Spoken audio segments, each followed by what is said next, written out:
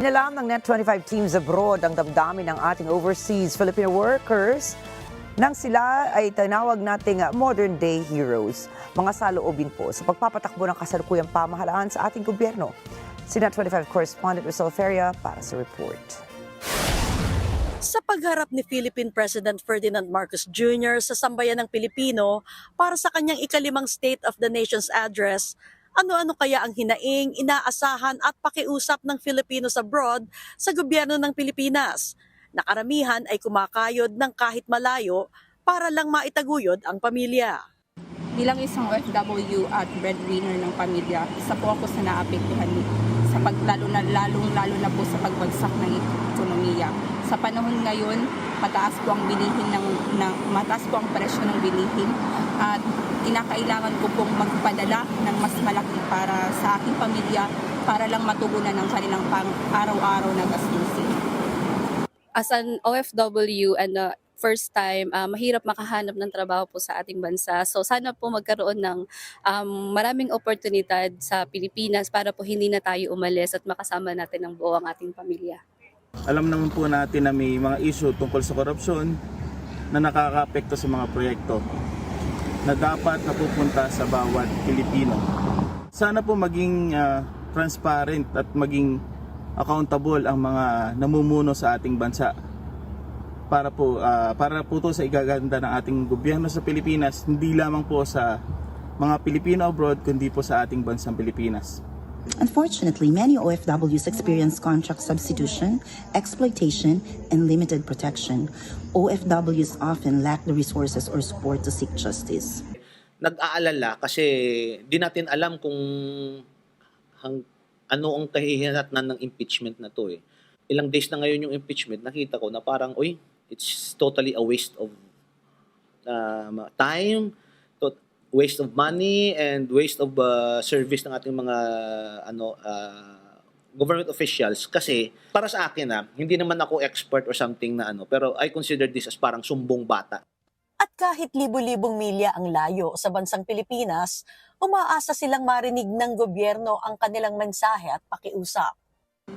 Palakasin po sana ng mga lawmakers ang protection sa illegal recruitment at magkaroon po ng OFW assistance kung kinakailangan ng isang OFW na bumalik sa kanilang po sa bansa, makakapagsimula po siyang muli at makakatulong sa kanyang pamilya o sa aming mga pamilya. Sana yung batas na ginagawa ng ating mga congressman, mga senador, sana gumawa sila ng programa para mapatibay yung family ng Pilipinas na hindi na umaalis yung mga nursing, mga engineers, mga professional natin sa Pilipinas na magkaroon ng magandang buhay. Hindi lang yung mga professional, sana lahat, lalo na yung mga nagkaroon ng mga problema sa pamilya na bigla-bigla lang aalis. Sana magkaroon sila ng batas na may pasa agad-agad para naman maramdaman ng mga Pilipino na umaasenso ang Pilipinas.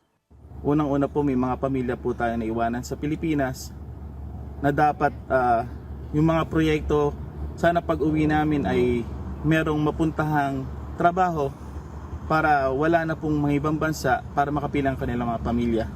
Sana po sa mga politiko na namumuno ngayon sa ating bansa, magkaisa po sana sila lalong-lalo na po sa mga flood control issues ngayon. Sana po maging maayos nila at ma-resolve po yung mga issues. I certainly believe that Philippine lawmakers should strengthen oversight and accountability of recruitment agencies, impose stricter penalties for labor exploitation, and ensure the workers' rights are protected even after they leave the country. We need stronger government support, including accessible legal assistance, repatriation services, and active Filipino support networks overseas, so that OFWs don't feel isolated when facing abusive employers. Kung ano ang nararapat na ibigay dun sa mga tao na tulong or serbisyo, dapat ibigay nila. Hindi yung uunahin nila yung mga sariling interest nila na na yumaman sila. Ginawa ng negosyo yung yung tawag dito, yung politika eh. Ang katulad ng sinabi ni Senator Marcoleta dati, yung mga fisherman, bakit sila pa yung walang pera? Sila yung kumukuha ng mga isda eh. Yung dapat suportahan ng gobyerno, 'di ba? Yung mga magsasaka, wala silang sariling lupa, Tapos sila ang nagpapagod, wala silang ano, yung parang 'di ba? Bakit di natin i-change yan kasi ang dami nilang abogado diyan, dami nilang ano matatalino, 'di ba? Bakit hanggang ngayon walang improvement? Para sa ating OFWs, may mga isyong inaasahan nilang pagtuunan ng Pangulo sa kanyang pananalumpati sa bayan. Mga bagay na magsusulong sa kapakanan ng kanilang magulang, asawa, mga anak at mga kapatid na naiwan sa Pilipinas. Una po, ang ilalagay ko po ang aking pagiging isang OFW. Yun nga po ang protection sa mga illegal recruitment at ang healthcare system po. Sa ngayon po ang naisip ko is ang malaking issue na kinakaharap ng ating bansa ay ang flood control issues. Kasi po halos sa naririnig ko po ngayon sa mga balita, halos 1 taon na pero wala pa rin pong nangyayari. At wala pa pong napapanagot ang ating bansa laban sa mga politiko na gumawa po ng mga flood control issue po sa atin. Sana po may address po lahat ng mga problema sa bawat namumuno sa ating bansa at hindi lamang po sa mga maliliit na mamamayang Pilipino. Pangalawa po ay sana ang mga proyekto ay nakikita po natin sa tama at hindi po napupunta at nawawaldas at nagagamit lang kung saan anumang bagay. Sana yung pagkakataon na ito na may bigay ng ating presidente na sa kanyang zona, muli magkaisa yung mga Pilipino na magkaroon ng magandang buhay ang Pilipinas. Hindi biro ang malayo sa mga mahal sa buhay. Ngunit dahil may mga pangarap para sa kanila, tinitiis ng Filipino workers abroad ang distansya, pagdaan ng panahon, mga espesyal na okasyon para lang may maipantusto sa pangangailangan ng pamilya.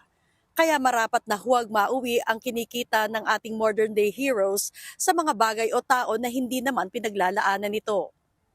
Rosel Feria, Washington DC, Net25 Americas para sa mata ng Agila International, trusted, connected, on point.